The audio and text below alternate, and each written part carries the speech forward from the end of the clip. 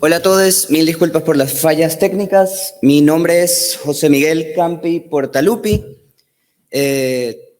Soy de Ecuador. Adicional a eso tengo pánico escénico, así que les pido que me tengan paciencia, lo cual es irónico porque además soy docente universitario de la Universidad Casagrande de Guayaquil, Ecuador, y también soy oficial de comunicaciones y de proyecto de Plappers, así que un poco el tener pánico escénico a veces como que no computa con esas dos cosas. Para quienes no saben quién es Plappers o quiénes somos Plappers, acá está Miguel conmigo también de la organización, lo digo porque hace un momento alguien me preguntaba, ¿y qué es Plappers? Plappers somos la plataforma o la red latinoamericana para las personas que ejercen el trabajo sexual. Estamos presentes en 13 países de América Latina y somos una de las partes o una de las organizaciones que está colaborando en este momento en el proyecto ALEP. Desde Plappers operamos, me preguntaban también hace un momento, entonces son las mujeres que ejercen trabajo sexual. Sí y no, hay mujeres cis, hay mujeres trans, pero también hay un montón de otros seres humanos que ejercen el trabajo sexual dentro de la organización, porque Plappers opera desde una mirada interseccional. ¿Qué significa para nosotros operar desde una mirada interseccional en un contexto en el que los abolicionismos, en el que las transfobias, en el que las exclusiones están presentes a ratos en algunos de los movimientos feministas en el mundo y en América Latina? Significa que Plappers es una organización donde todos tenemos espacio.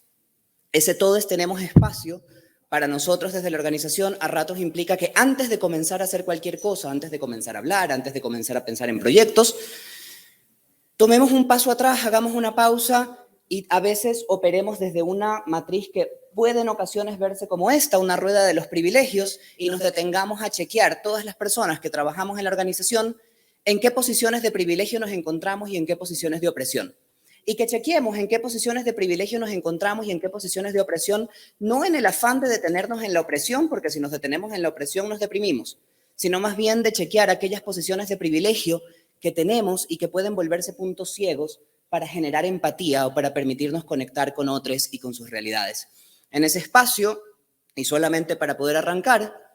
este ser humano soy yo, ahí hay unas posiciones que me describen: no tener discapacidad, ser hombre, ser cisgénero, pertenecer a una religión minoritaria, ser racializado, ser mestizo, ser LGBTQI+. Y en el marco de eso, hay algunas características que están asociadas con el privilegio y que uno debe reconocer para poder decir, desde este lugar y desde estos puntos ciegos, me acerco a hablar. Prometo que voy a tomarme poco tiempo hoy en honor a mis nervios, pero también en honor al tiempo de ustedes, ya que podamos terminar temprano e ir a celebrar a Costa Rica después. También me voy a demorar poco porque creo que por desgracia, mucho de lo que se iba a decir acá ya se ha dicho y tiene que ver con la cruel realidad, y es que en América Latina todas aquellas personas quienes pertenecemos a poblaciones clave, en ese pertenecer a poblaciones clave compartimos o somos sujetos a un montón de las mismas violencias y a un montón de las mismas realidades, sobre todo en el marco de la pandemia por COVID-19. En Plappers hemos emprendido a lo largo de este último tiempo una tradición investigativa o estamos empezando a querer forjar una tradición investigativa, y en el marco de ese esfuerzo, gracias al apoyo de la NSWP y gracias al apoyo del Fondo Robert Carr, nos hemos embarcado a lo largo de este 2022 en una primera consulta comunitaria. En el marco de esa consulta comunitaria que ha tenido lugar en México, El Salvador, Colombia, Ecuador, Perú, Argentina, Bolivia, Paraguay y Panamá, y que ha sido diseñada con las voces de hombres, de mujeres, de personas cis, de personas trans, de personas mestizas, indígenas, afro, jóvenes, no voy a decir viejos, pero tal vez no tan jóvenes, HCH, etcétera, y otras poblaciones, nos decidimos ir a preguntar básicamente esto: ¿cómo había sido la afectación por el COVID-19 en estas poblaciones? Porque sentimos que si hay poca información y poca data que a ratos hable acerca de las poblaciones clave, que hable de las mujeres, que hable de las personas trans, hay mucha menos data a ratos que hable acerca de las personas que ejercen el trabajo sexual. Porque las personas que ejercen el trabajo sexual tienden a ser aquellas vidas que se convierten en las vidas más descartables en torno o en el marco de las distintas sociedades en las que nosotros habitamos. Cuando hablamos acerca de esa afectación del COVID-19, ¿qué encontramos? Como les decía, encontramos básicamente lo que muchos de ustedes ya habían dicho, y es que el COVID-19 echó queroseno, echó gasolina encima de todas las problemáticas y realidades que ya existían en América Latina. América Latina, por ahí decían hace un momento, creo que el señor Rossi decía, o sea, no es que lo que estaba antes estaba bien, No es que aquello que teníamos antes o aquella realidad que teníamos antes es a la que tenemos que volver. América Latina ya estaba mal. En el marco de las cosas que encontramos que se acrecentaron las pobrezas. Es decir, donde había pobreza, ahora había más pobreza. Donde había invisibilidad frente al accionar del gobierno, ahora había más invisibilidad frente al accionar del gobierno. Donde había violencias que se ejercían desde los clientes o desde la sociedad en general, hoy habían más violencias. Donde habían temas de salud mental a atender, hoy habían depresión e escalaban a intentos de suicidio. Y donde había una crisis de movilidad humana en la región, hoy había una crisis de movilidad humana en la región en las cuales estas personas se habían puesto en aún más vulnerabilidad. También encontramos otras cosas distintas a veces a las que hemos descrito hasta el momento. En una región que está marcada por la violencia, que está marcada por la pobreza, que está marcada por el VIH, que está marcada por la exclusión y la invisibilidad, identificamos nuevas realidades y a esto le llamamos pandemia sobre pandemia sobre pandemia, porque hablamos acerca de la llegada del COVID, pero también encima del VIH, encima de la pobreza, encima de la crisis humanitaria por movilidad humana de personas que están saliendo de Venezuela y encima de aquella pandemia marcada por la violencia basada en género, porque América Latina es una región marcada por los feminicidios y por los transfeminicidios que ocurren día a día a lo largo de nuestro continente. En este espacio encontramos adicionalmente, por ejemplo, que en lugares en los que tal vez la relación entre la policía o las fuerzas del orden, por decirles así, las autoridades y las personas que ejercen el trabajo sexual se habían vuelto menos contenciosas, el COVID se convirtió en un nuevo vehículo para la represión, en una nueva excusa para acusar a los cuerpos de las personas que ejercen el trabajo sexual de ser sujetos u objetos más bien de contagio, objetos de infección, amenazas para el resto de la sociedad. Y entonces en esos contextos el estar en la calle, el salir a trabajar, se convirtió, o el COVID le dio a la policía una nueva excusa para perseguir esas vidas y esas identidades y esos cuerpos. En algunos lugares donde había ya servicio o atención a la salud, si bien una salud precaria en el que las personas que ejercen el trabajo sexual, cuando dicen me duele la cabeza, el doctor les dice, ok, abra las piernas, quiero ver sus genitales, porque las personas que ejercen el trabajo sexual están reducidas a sus genitales, ni siquiera ese acceso a esa salud genital ilimitada hoy era posible.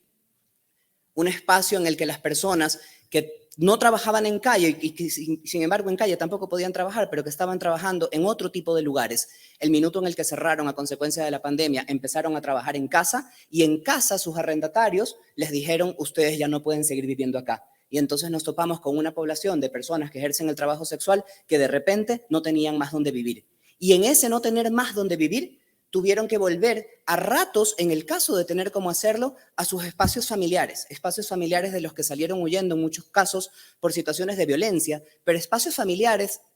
en los que no siempre las personas que compartían con su familia necesariamente sabían a qué se dedicaban las personas que ejercían el trabajo sexual. Y eso implicó una suerte de salida del closet que expuso a las personas que ejercen el trabajo sexual o a la pérdida de sus familias o a unas violencias agregadas encima de la exclusión del Estado. Es decir, habían unas violencias que venían del Estado, habían unas violencias que venían de la sociedad, habían unas violencias que venían de los clientes, pero luego también habían unas violencias que venían y se ejercían desde las mismas familias. Lo otro que encontramos, por desgracia, en este momento es la aparición de mafias.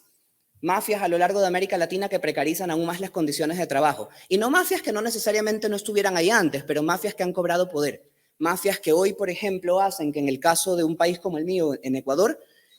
activistas que trabajan en relación a distintas causas en Guayaquil, que es la ciudad en la que yo nací, hoy reciban sus casas, tengan que huir de sus casas, huir de las comunidades que les acogen, porque están siendo baleadas, porque están siendo sujetas de balaceras en el afán de decirles, si ustedes siguen trabajando por los derechos de la comunidad y diciéndole a las personas, si ustedes se organizan, tienen el poder de salir adelante, nosotros vamos a acabar con ustedes.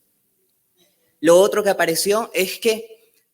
hablando de personas que ejercen el trabajo sexual, se habla de una población que había recibido 40 años de capacitación, 40 años de educación, 40 años de preparación para decir, vamos a buscar convertirnos en algunas de las poblaciones de menor riesgo y de menor incidencia en relación a la transmisión de VIH. Y que en el marco de la pandemia, estas personas empezaron a tener que dejar de cuidarse o a dejar de protegerse o a abandonar aquellas prácticas que eran prácticas que habían aprendido con el tiempo y que habían aprendido que tenían que ser normalizadas en su día a día y las dejaron de hacer no por falta de educación, no por no saber, sino por la desesperación de la supervivencia. Hay una cita ahí que dice, hemos empezado a aflojar nuestros estándares, a no cuidarnos, a volver a prácticas inseguras. La siguiente viene y dice, el trabajo nunca ha sido tan clandestino como hoy. Porque claro, en el marco de la pandemia uno tenía que esconder que estaba en la calle, uno tenía que esconder no solamente de su familia, uno tenía que esconderse de todos lados. Y si no hay lugares seguros para ejercer, entonces el trabajo y las vidas de estas personas se precarizan aún más. Lo otro que encontramos es que hubo una fuerte migración al espacio virtual como forma de ejercer el trabajo sexual sin exponerse al contagio. Hubo quienes por ahí decían hace un momento, bueno, tuvimos que aprender a usar Zoom en la pandemia. Sí, la mayor parte de las personas aprendió a usar Zoom, las personas que ejercen el trabajo sexual aprendieron a usar Zoom, pero también a usar Tinder, a usar Grindr, a subir sus fotos en páginas web, a usar cámaras para poder continuar prestando sus servicios, lo cual implicó o da cuenta de la resiliencia y de la creatividad de las personas, pero también da cuenta de un trabajo en el que si alguien tenía que atender a 20 clientes o 20 puntos en un día, de repente ya no eran 20 puntos y 20 clientes en un día, sino 40 para tratar de ganar una fracción de lo que se ganaba antes, en unas economías que ya no eran de supervivencia. Algunas personas lograron hacer esa migración, muchas otras no pudieron, por temas ligados a la alfabetización digital, por temas ligados a la inequidad, por temas ligados a la exclusión de la conectividad en América Latina, por ubicación geográfica, porque si uno está en la selva boliviana, acceder a Internet en esos momentos tal vez no era la cuestión más fácil para todas las personas. Y para otras personas que lograron migrar a ese espacio digital, implicó un problema también, porque en la calle uno puede ver la cara de la persona que está por contratar tu servicio. En la calle y en persona uno puede sentir la energía de ese ser humano, sentir la energía de quien te quiere hacer bien y quien te quiere hacer mal. Aquellas destrezas que se habían desarrollado en la calle para reconocer cómo sobrevivir, a ratos en el espacio digital se perdieron y fueron imposibles de seguir practicando. El escenario es tétrico, como el escenario ha sido tétrico ayer y hoy. Creo que las exposiciones han sido maravillosas, que hemos aprendido un montón, que hemos podido compartir un montón. Rescato lo que decía Marcela ayer de ojalá en futuros espacios tengamos a más gente que tal vez piensa distinto a nosotros y que pueda venir acá y pueda empaparse de todo aquello que se dice en espacios como este. Pero si bien el escenario es tétrico, también ocurrieron otras cosas en América Latina movilizadas por las personas que ejercen el trabajo sexual. Hubo movilización comunitaria. Hubo ollas comunitarias, cacerolas y canastas en aquellos lugares en los que el Estado no se dignó a aparecer ni a ofrecer alimento. Se diseñaron nuevos proyectos y se pensaron en nuevas ideas, se pensaron en nuevas cosas. Hoy en Plappers estamos diseñando, por ejemplo, una investigación que se está aplicando en África, en Asia, en Europa del Este, Europa Central, el Caribe y América Latina, que está orientada a recoger la data sobre temas de protección social y derechos de salud y sexual reproductiva, porque si nadie está dispuesto o dispuesta a estudiarnos, entonces toca que nosotros mismos lo hagamos. Se fortaleció el tejido social dentro y fuera con otras poblaciones clave. Hoy estamos en este proyecto ALEP gracias a y en parte a ese tejido que se fortalece y en el que nos reconocemos que aquellas que son diferentes no quiere decir que sean totalmente diferentes, sino que ofrecen nuevas oportunidades de acción porque en comunidad somos más fuertes. Y también se empezaron a generar nuevas alianzas con grupos que tal vez antes no se miraban, con universidades con las que pensamos que a ratos tal vez no podíamos tocar la puerta, pero que sin embargo cuando fuimos a tocarla estaban abiertas a que pudiésemos sumar en camino. Un poco decirles que este ejercicio de pandemia sobre pandemia sobre pandemia, al menos para nosotros en la organización, ha implicado un vuelco a pensar en nuevas formas de resiliencia, en nuevas formas de trabajo solidario y en la creatividad, no en esa palabra malograda, sino en la idea de la creatividad, es decir, cómo este escenario, me perdonarán mi francés, de mierda, con el que nos enfrentamos hoy, con el que nos enfrentamos todo el tiempo, podemos aprender a sortearlo desde las herramientas que tenemos y desde la gente que tenemos a nuestro lado. Diciendo eso, esto ha sido un poco la presentación que hemos tratado de resumir en honor a mis nervios y en honor al tiempo de ustedes. Muchísimas gracias.